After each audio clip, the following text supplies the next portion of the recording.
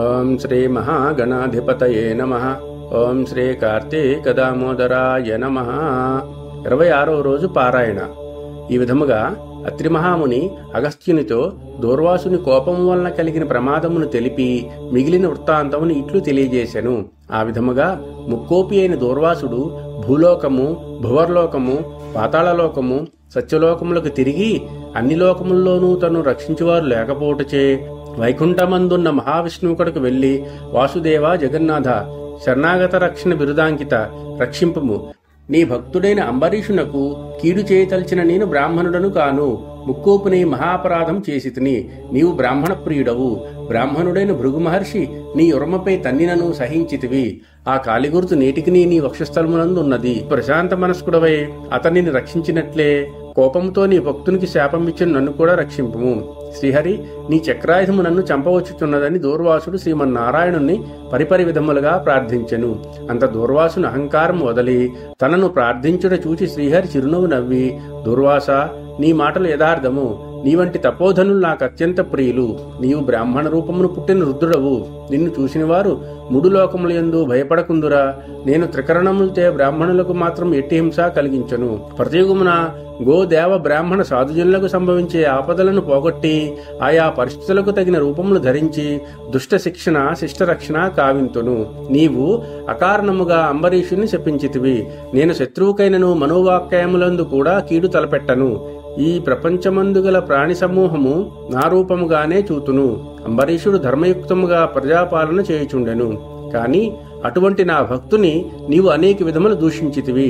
నీ ఎడమపాదంతో తన్నితివి. అతని ఇంటికి నీవు అతిథివై వచ్చి కూడా నేను వేళకి రాని ఎడల ద్వాదశ గడియలు దాటకుండా భుజింపుమని అంబరీషునికి చెప్పవైతివి. అతడు వ్రతభంగమునకు భయపడి నీ రాకకై చూచి జలపానము మాత్రమే చేసెను. అంతకంటే అతడు అపరాధం ఏమి చేసెను? చాతుర్వర్ణముల వారికి భోజన నిషిద్ధ దినములందు కూడా జలాపానము దాహశాంతికిని పవిత్రతకును చేయదగినదే కదా. జలాపానం మనరించినంత మాత్రము చేత నా భక్తుని దూషించి శపించితివి. అతడు వ్రతభంగమునకు భయపడి జలాపానము చేసినవాడు కాని నిన్ను అవమానించుటకు చేయలేదే. నీవు మండిపడుచున్నను బ్రతిమాలి నిన్ను శాంతింపచేయ చూచెను. ఎంత బ్రతిమాలినను నీవు శాంతింపనందున నన్ను శరణు వేడెను. నేనప్పుడు రాజహృదయంలో ప్రవేశించినాను. నీ శాపఫలము 10 జన్మలలో అనుభవించునని పలికిన వాడిని నేనే. అతడు నీ వలన భయముచే నన్ను శరణు వేడుచుండెను. కాని తన దేహము తాను తెలుసుకునే స్థితిలో లేడు. నీ శాపమును అతను వినలేదు. అంబరీషుడు నా భక్త కోటిలో శ్రేష్ఠుడు, నిరపరాధి, దయాశాలి, ధర్మతత్పరుడు. అటువంటి వానిని అకారణముగా దూషించితివి. అతన్ని నిష్కారణముగా శపించితివి. విచారింపవలదు. ఆ శాపమును లోకోపకారమునకై నేనే అనుభవింతును. అది ఎటులనినా నీ శాపములోని మొదటి జన్మ మత్స్య జన్మ. నేనీ కల్పమున మనువును రక్షించు నిమిత్తము సోమకుడను రాక్షసును చంపుటకు మత్స్యరూపం ఎత్తుదును. మరికొంతకాలమునకు దేవదానులు క్షీరసాగర మదనము వధించినప్పుడు మందర పర్వతమును కవ్వముగా చేయుదురు. ఆ పర్వతము నీటిలో మునుగకుండా కూర్మరూపమున నా వీపును మోయుదును. వరాహజన్మమెత్తి హిరణ్యాక్షుని వధింతును. నరసింహ జన్మమెత్తి హిరణ్యకశిపుని చంపి ప్రహ్లాదుని రక్షింతును. బలిచక్రవర్తిచే స్వర్గము నుంచి పారద్రోలబడిన ఇంద్రునకు తిరిగి స్వర్గమును అప్పగించుటకు వామన రూపమెత్తి బలిచక్రవర్తిని పాతాళమునకు త్రొక్కివేతును. భూభారము తగ్గించుటకు క్షత్రువులను చంప బ్రాహ్మణుడునై జన్మించి భూభారమును తగ్గింతును.